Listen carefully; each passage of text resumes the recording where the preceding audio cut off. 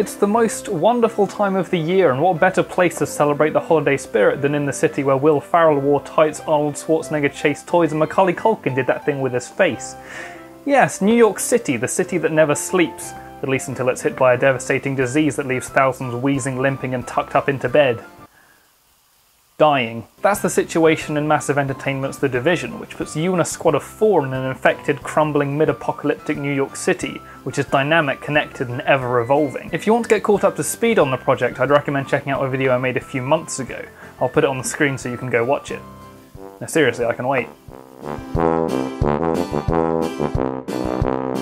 If you're a Division expert, I'd recommend skipping forward to the Q&A segment, as I don't want to bore you with things you already know. But for now, let's analyse the mind-blowing new trailer they've released before moving on to some of the words the dev team have given me. The E3 demo was astonishingly realistic, and never before has a door closing generated so much hype.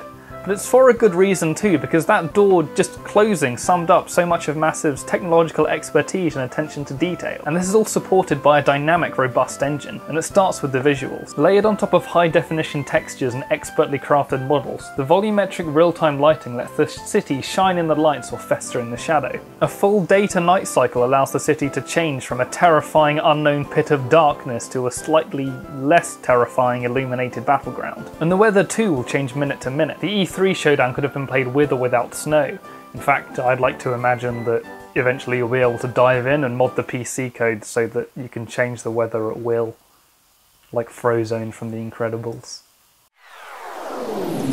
But the engine isn't just about visuals. These aren't just cosmetic changes. They will have genuine gameplay implications. For instance, in the dark you might have to be more cautious of where you go, but you'll gain a stealth advantage. And in the daytime, while you can spot enemies easier, you'll have to be careful of pedestrians wandering around in the daytime. On top of this, you've got what Massive are calling the most realistic destruction system to date. And I'm not hesitant to believe them if their police car door is anything to go by. Last month the team also divulged a few specifics about gear and inventory. The trendy single-strap backpack is called the Go Bag, packing all the supplies, ammunition, food and water needed for a 72-hour stint. Yes, you heard right, food and water will feature in the game, but while they're not essential to survival, they will prove useful on the battlefield as they provide buffs, and you can also sell them on the black market. To generate that fancy holographic map, your agent is equipped with a distributed computing system, which is in his watch, his contact lenses, his earpieces and so on. The iconic orange circle is the heart of the system, housing the antenna and the main computer. Communication is key in such a hostile environment, and dynamic maps and alerts are essential for your agent's survival. On to the Q&A. Matthias Karlsson, the lead gameplay designer, and Alex Ridby, the design director, were nice enough to answer a few of my questions over email.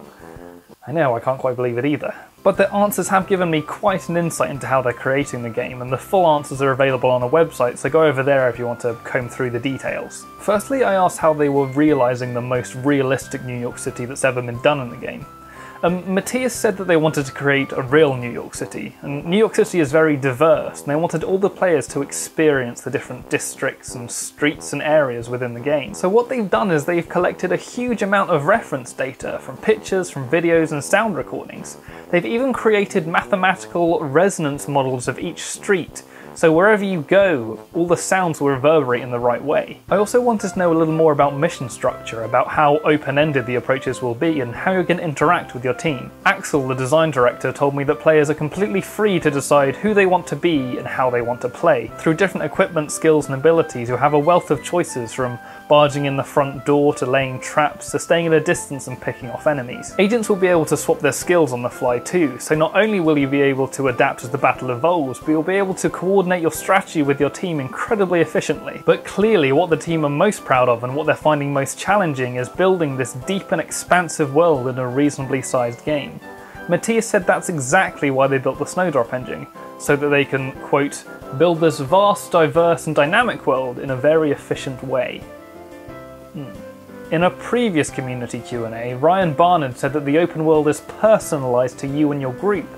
This is meaning things like the environment, destruction and renovation will change the way your city feels and behaves. So you're in control of your instance of New York City, but Ryan also said that there'll be major story events which change your instance of New York. And this is really exciting because it's not just going to be a stationary MMO style experience where the most exciting thing happening is the players. It's going to feel much more personal and cinematic and ultimately more immersive and engaging. This is something that could only have been done on next-gen consoles and high-end PCs, but Mattia says he wants to take that even further. This is a quote from him: "We want to push next gen to new limits." And I think that's why The Division is going to be one of my most anticipated games of 2014. Thank you, seriously, for taking the time to watch. I wish you a very Merry Christmas and/or secular holiday festivity. In the meantime, leave some questions below about The Division or about any game, because I'm hoping to do a community show in the new year, so send me a message and maybe, just maybe, you'll get featured. Sharing, liking and commenting really helps me out, and it helps me get in touch with you and helps me inform and make more videos. But until then, have a very Merry Christmas and a Happy New Year.